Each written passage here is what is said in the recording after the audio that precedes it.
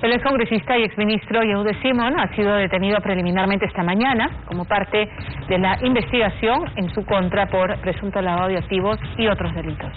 La orden de detención fue aprobada por la jueza María de Los Ángeles Álvarez e incluye a Pablo Salazar Torres. La magistrada también dispuso el allanamiento con orden de cerraje de 5 inmuebles de propiedad del propio Yehude Simon, 2 de Salazar Torres y uno más vinculado a Jorge Luis Málaga.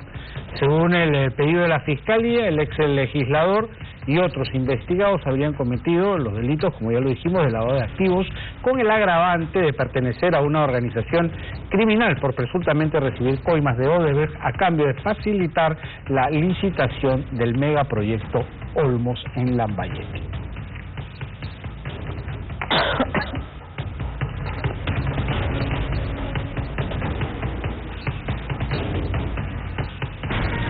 A ver, ¿qué elemento puntual hay en el caso de Yehude Simon, que ha sido detenido esta mañana? Él hace un par de semanas aquí en ATM le dijo a Carla Muji: a mí me voltean y no me sacan nada, yo no soy corrupto, no he recibido nada de nada y de hecho debería ya estar jubilado, pero sigo trabajando porque de otro modo no tengo cómo mantener a mi familia.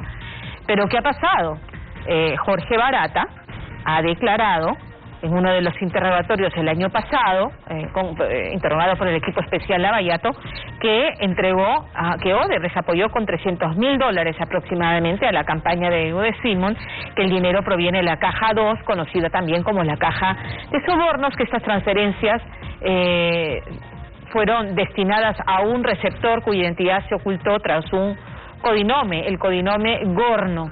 Y los montos ascendieron, según las planillas secretas de la Caja 2, a más de $150.000 y se transfirieron $15.000 a través de la offshore Clientfield controlada por Odebrecht. Entonces,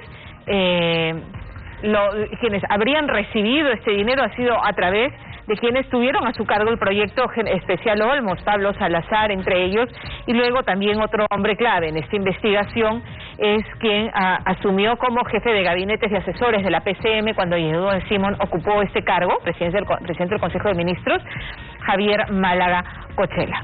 O sea, no solamente está el dicho de Barata, sino también los codinomes y la ruta del dinero. Se puede dar toda esta información que ya ha dado Jorge Barata como la información que podría terminar sepultando sepultando no es el término, digamos complicando al exgobernador regional de Lambayeque. Se lo preguntamos a Fernando Ugaz, es abogado penalista del estudio Ugaz Segarra. Doctor, ¿cómo está? Buenas tardes. Un gusto saludarlo, muy buenas tardes.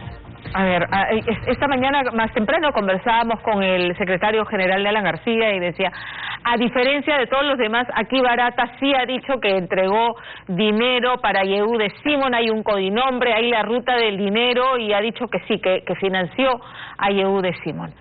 Bueno, en realidad, está haciendo esa afirmación porque además es abogado de Alan García, ¿no? Ya se los distingos que ya todos debemos hacer las lecturas. No es abogado, ha sido su secretario general. O su secretario general. Sí, su secretario personal, perdón. Okay, sí, dígame. Ok, súper cercano. Bueno, sí. El tema en concreto es que acá se están teniendo acá se está teniendo suficientes elementos de convicción, y acá aparentemente también se está teniendo una serie de datos que informan sobre cierto margen de evasión, digamos, o no querer colaborar con la justicia de parte del señor Yehude Simon. O sea, por un lado, se tienen el motivo por el cual es que se hicieron algunos desembolsos, estos que ascienden a $300.000 aparentemente. Y el motivo era justo para obtener la licitación o ganar la licitación de Olmos. Poco a poco, si recuerdan, este proceso poco a poco fueron saliendo muchos competidores en la licitación internacional y al final solamente se quedó Trasvase Olmos, que al final fue ganadora. Y esta contratación se hizo dentro del contexto cuando Yehude Simon era gobierno regional. Y es en este contexto, luego de haber ganado, lo apoyan además también para la reelección al señor Yehudá Simón. ¿Cómo lo apoyan? O sea, los indicios son fuertes, no es que estamos acá frente a dos tuberculosos, indicios débiles, ¿no?, sin mayor sustento, sino que cada uno de ellos son unos Hércules, ¿no? Resulta ser que el señor Javier Málaga Cochela era gerente de Málaga Web y Asociados. ¿Qué es Málaga Web y Asociados? Era la consultora del proyecto Olmos. Y a través de sus cuentas es que se diga, pero a la vez el señor era ex asesor del premier en su momento, señor Yehudá Simón. Por otro lado, teníamos al señor Pablo Enrique Salazar Torres, quien es el gerente del proyecto Olmos Tinajones. De tal manera que tenemos cuentas, tenemos codinomes, tenemos el motivo, tenemos los dineros que se dice que unas partes llegaron vía transferencias a través de estas cuentas y otros tantos se dieron en efectivo. ¿Y qué tenemos a la par por parte del señor Yehudá Simón? Dice, a mí no me han entregado ni un sol, a mí.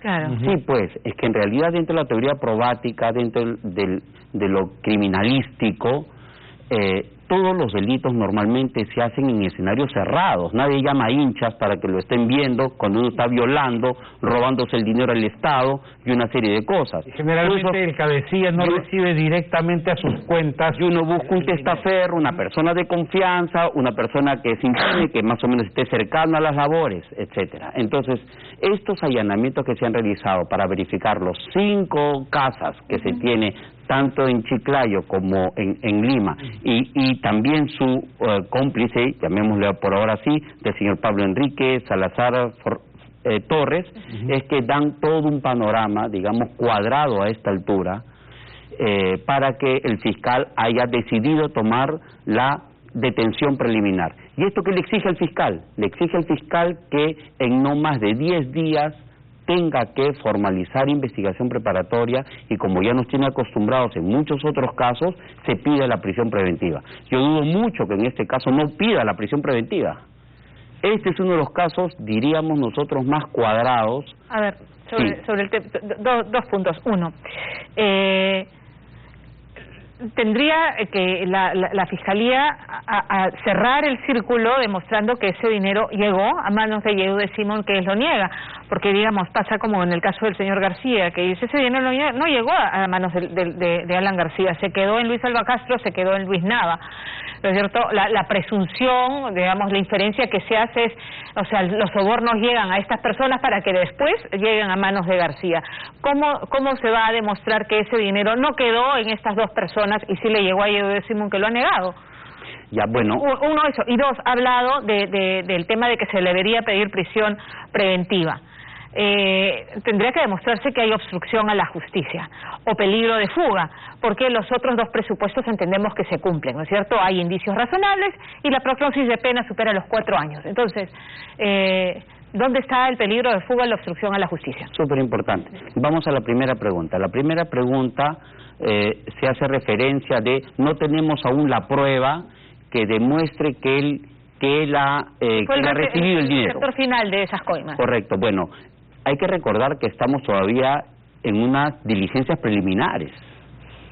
Hay que recordar que aún no hay juicio oral, aún no hay acusación, no ha pasado los 36 meses de investigación preparatoria, o sea, existe todo este tiempo para que se pueda acreditar ello, salvo que ya a esta altura se describa que esos inmuebles han sido adquiridos con ese dinero, salvo que se describa que los señores han sido testaferros o hay más terceros testaferros con respecto a estos bienes, salvo que se acredite con viajes, adquisiciones, compras, etcétera, ¿cierto? Entonces, todo esto ya cuando se haga público, la resolución, o estemos en la audiencia de la solicitud de requerimiento de prisión, en el caso se dé, correcto, lo veremos con mayor detalle. Pero eso es lo normal de este tipo de casos, ¿no? El escenario criminalístico y criminológico nos permite generar un perfil a esta altura. Digamos que ese nivel de probanza lo tendremos todavía de acá un ratito, ¿cierto? Por otro lado, pero sí tenemos muchos indicios de sus colaboradores, la declaración de Barata, cuadra el caso, esto fue así, me dijo que lo deposite a tales personas, los que estaban postulando para ser gobierno regional reelectos era Yehudá Simón, no sus colaboradores, etcétera. Hay oportunidad, hay motivo, hay circunstancia, hay contexto. Y si esa plata entró a la campaña, ¿se puede ligar al candidato, cabeza de esa campaña, como receptor? Bueno, existe un motivo fuerte, ¿no? O sea, claro, si es esa reelección, ¿no? Claro. Y él es el que al final va a decidir también por qué se continúe con la contratación o se dé la contratación para el tema de Olmos y posteriores adendas y todo lo que tenga que surgir, definitivamente que lo que acaba de importar no es la opinión de algún asesor, sino la opinión del presidente del gobierno regional, que parece entonces será el de Chiclayo. Ahora, con respecto al tema de la prisión preventiva, eso es cierto, y yo siempre he afirmado de que el requisito principal para llevar a alguien a prisión es el peligro procesal. Pero no hay que olvidar del otro requisito: obstaculización de la actividad probatoria. Y muchas veces, últimamente, nos están teniendo acostumbrados que, si bien es cierto, no basta una negatividad, correcto, o guardar silencio, o decir yo no cometí el delito, o yo no he recibido dinero, no puede ser eso entendido como un entorpecimiento de la actividad probatoria. No, porque nadie está obligado a presunción de inocencia, presunción de inocencia y todos los demás requisitos. ¿Qué elemento habría que considerar para mandarlo? Sin embargo, de seguro que en este proceso han desarrollado una serie de elementos que van a poder determinar determinados extremos de obstaculización de la actividad probatoria. Existen normalmente estos procesos se construyen no solamente con colaboradores eficaces, sino no solo con un colaborador eficaz, sino con varios colaboradores eficaces. A esta altura no sabemos si el señor Pablo Enrique Salazar Torres, ¿correcto? Ahora, ojo, hay que recordar que en muchos casos, durante los 10 días de diligencias preliminares, surgen un montón. Puede pasar que las dos personas, presuntamente receptores del dinero, se acojan a la colaboración eficaz. Y que se ven encerrados, ¿y por qué tú no declaraste durante tanto tiempo esta situación? Bueno, yo no lo declaré porque me dijo Yehuden hizo esto, tal cosa. Estamos presumiendo, hay que escuchar porque de momento no hay elementos para decir que debería ir preso preventivamente. No, mi afirmación es el 100%, casi el 100% de los casos que ha dado detención preliminar que ha solicitado el señor Domingo Pérez Gómez, casi el 100% han solicitado luego prisión preventiva.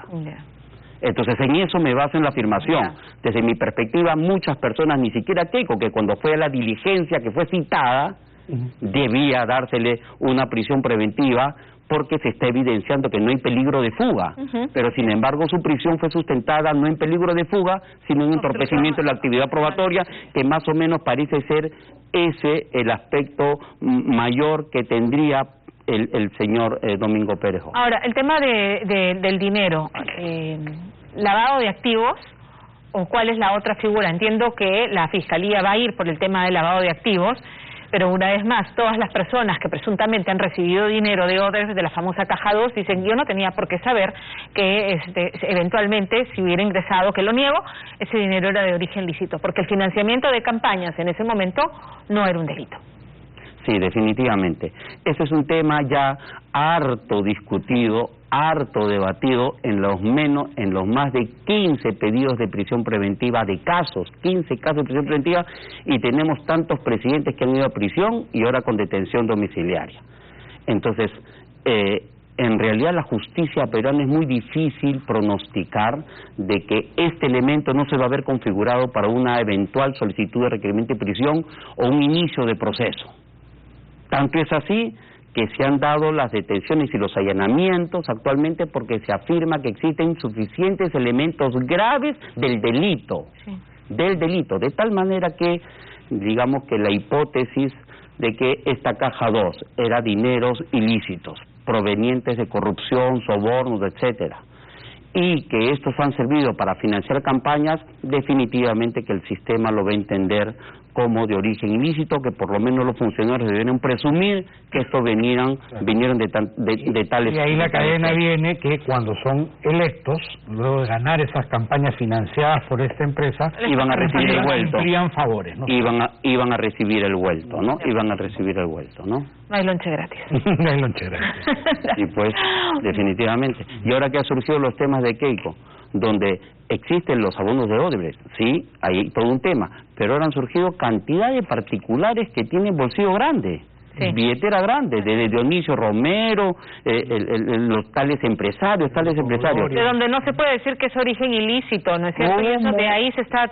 ¿Cómo? Ese es todo un tema. A mí hace recordar el caso de Bedoya y Vivanco cuando decían que Vladimiro Montenegro no sabía si había salido del dinero de las cajas de Gloria, de Matilde Pinchi Pinchi, o de dinero lícito que habían sido entregados al señor Vladimiro Montenegro Torres.